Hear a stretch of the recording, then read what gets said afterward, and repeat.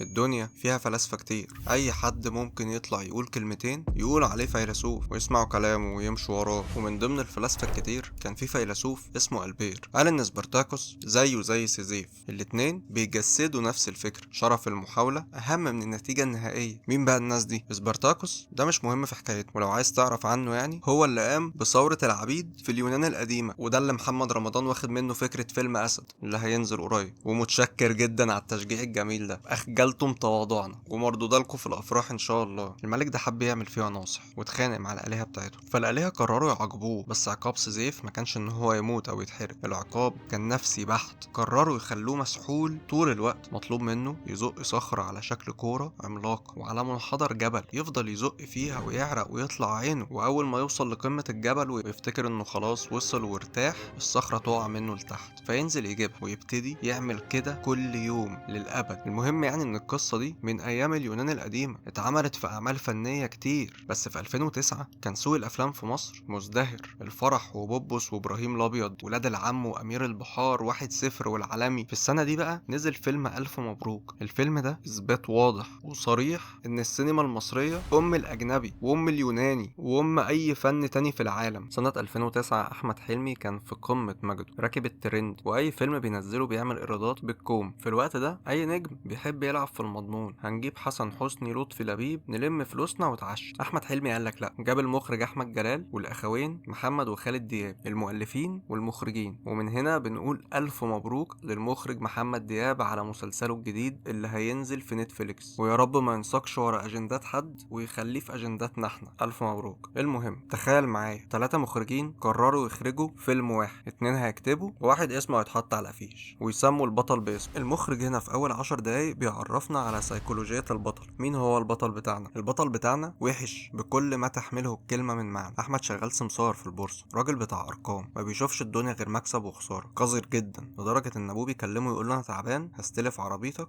يقول له لا روح اركب ميكروباص، انا عربيتي بتغير زيت. انسان سيء وعادي، ما عندوش مشكلة ان هو يرفد 5 موظفين علشان يوفر 5% من مرتبه. البطل مش شرير تقليدي اللي هو بيمسك مسدس وبيقتل الناس، احنا قدام واحد نرجسي. النرجسي مشكلته ان هو اعمى، ما بيشوفش حد غير نفسه، هو مركز الكون، كل الناس اللي حواليه مجرد ادوات، كومبارس. احمد بقى كان بيعمل كل ده وفاكر نفسه ذكي، لدرجة ان هو لما كان بيتمنى امنية اتمنى ان هو يعيش لمدة 100 سنة. وهنا بقى القدر بيقرر يتدخل، زي ما الآلهة عاقبت سيزيف احمد لازم يتعاقب. بيصحى تاني يوم فرحه على الزغروطة، وبيكتشف ان الساعة لسه 12، وبيموت بالليل في حادثة عربية نقل، وبيفتح عينه يلاقي نفسه على السرير والزغروطة بترن تاني. اليوم بيتعاد، نفس الكلام ونفس الحوار، نفس المشاكل، اليوم بيتكرر بحذافيره. في الاول احمد بيفتكر ان ده حلم طبيعي، لو حصلت معاك هتفتكر ان انت بتحلم صدفة، بس بعدها بيبتدي يتجنن. احمد محبوس جوه اليوم ده ما بيطلعش منه، كل مرة بيموت فيها بيصحى يلاقي الكرة بتخبطه، صباعه بيتعور نفس التعويرة. بس مع كل تكرار احمد كان بيوصل للمواقف بدري شوية، كأنه بيجمع قطع بازل مش موجودة في حياته، ومع كل قطعة كان بيلاقيها كانت بتهد جبال أنانيته. أحمد بيبتدي يشوف الحقيقة اللي كانت مستخبية، حقيقة هتخليه يكتشف إن أبوه مش مجرد راجل بخيل، وأمه مش ست زنانة. الموضوع طلع أكبر بكتير من اللي هو كان شايفه. بتوع علم النفس بيقولوا إن الإنسان النرجسي لما بيبدأ يشوف أخطائه ما بيتغيرش بسهولة. الإنسان النرجسي الأول بيلوم اللي حواليه، بيشوف إن العيب فيهم هم اللي وحشين. النرجسي ملاك بريء. أحمد عمل كده بالظبط. لما اليوم بدأ يتكرر أحمد بدأ يروح الأماكن بدري شوية ويسمع انصاص كلام بدل ما يفهم. قرر يشوف عيلته كأنهم شياطين. عقله المريض صور له ان دي فرصة علشان يكتشف فضايحه. احمد لما فكر ان ابوه حرامي، ولما لقى الترامادول افتكر ان امه مدمنة. لقى اخته بتتكلم مع صاحبه، قرر ان هي شمال ومقضياها مع صاحبه من وراه، بيكلموا بعض في الميديا بلاير بتاع الويندوز. ما تسطبوا VLC طيب، ولا سطبوا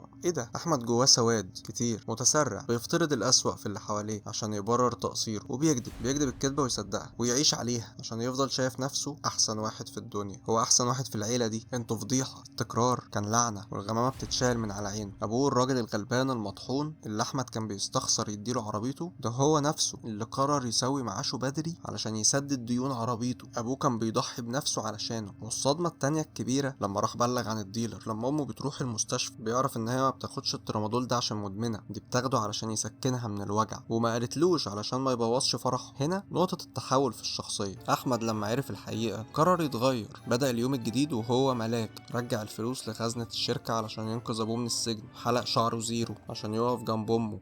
حلو قوي. احمد كان فاكر فاكر ان هو لما يبقى انسان كويس اللعنة هتتفك. كان فاكر ان الموت هيسيبه، اليوم هيعدي ويعيش بقى 100 سنة وعادي. لما احمد بقى كويس اخته صباعها اتعور، ابوه الكرة خبطت فيه، وساعة امه وقفت. نفس الرموز اللي كانت بتحصل لاحمد كل يوم قبل ما يموت بدأت تحصل لعيلته كلها. احمد بيفهم الموضوع، بيفهم الفكرة، فكرة القدر، بيعرف ان الموت ما بيهزرش. احمد بيكتشف ان هو لو ما ماتش النهارده اهله كلهم هيموتوا. الفكرة هنا ان احمد ما بيهربش، سيزيف بيتعامل مع الواقع بكل اريحية. هو عارف قدره، لازم يعمل نفس الحاجة ومش مهم النتيجة. سيزيف عرف ان هو متعاقب انه يزق صخرة للابد. التكرار بيوصل لليأس، لكن سيزيف عارف ان هو هيعيش المأساة دي للابد، فاختار ان هو يحتقر الصخرة. ايه يعني صخرة هطلعها كل يوم وتقع مني مش مهم. احمد عمل نفس الفكرة. احمد بيفهم رسالة القدر. انت بقيت انسان كويس يا احمد، بس الموت ما بيتلغيش. انتوا عارفين في اسهم بيبقى الواحد فاكر انها خسرانة، مع انك لو فكرت شوية هتكتشف ان دي الاسهم الكسبانة اللي كان مفروض تراهن عليها من زمان. عشان تفهم بقى القصة دي كلها لازم نرجع لجملة اتقالت في نص الفيلم. كريم بيقول لأحمد يعني لخبط الورق. يعني ايه الخبط الورق؟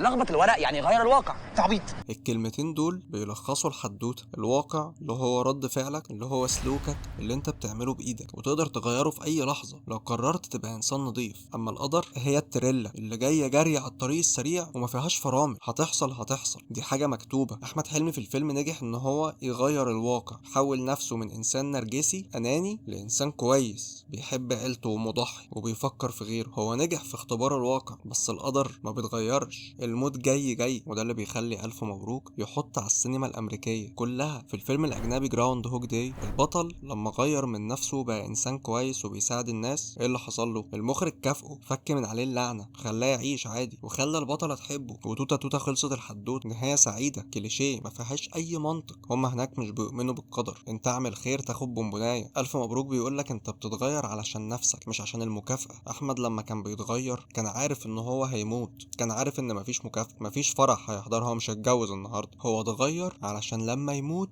يسيب وراه حاجة حلوة. بيتغير علشان أهله يعيشوا. التغيير الحقيقي بيجي وانت مش مستني منه حاجة. عشان كده رسالة فيلم ألف مبروك أعمق من الأفلام الأجنبي بكتير. في المشهد الأخير أحمد واقف قدام القاعة بيشوف عربية جاية هتخبط أهله كلهم. المشهد ده إخراجيا كان فيه حاجة صغيرة كده. هو أحمد لما شاف التريلا جاية من أول الطريق وكان عارف إن هي جاية، كان ممكن ببساطة يفتح باب عربيته ويشاور لأهله ويركبوا ويمشوا. بس المخرج كان ليه رأي تاني. هو كان عايز يخليهم يبصوا لبعض ويجوا هما من ورا كده وبتاع. حلو رمزيات اهي. في المشهد الأخير أحمد بيموت بقى خلاص. أحمد ده ضحى بنفسه عشان عيلته تعيش. أحمد حلمي بيقول الجملة الخالدة دي: ما أعظم أن تكون غائبا حاضر عن أن تكون حاضرا غائب. ودي مش مجرد جملة بيتقفل بيها الأفلام. أي حد عمل أكاونت فيسبوك 2010 2011 كان بينزل لها بوست أو صورة كفر. أحمد مات بس بقى حاضر، سيرته بقت أطول من عمره. أنت عايش، مفيش يوم بيتعاد عشان تصلح فيه اللي فات. اللي هيسيبك هيسيبك. آه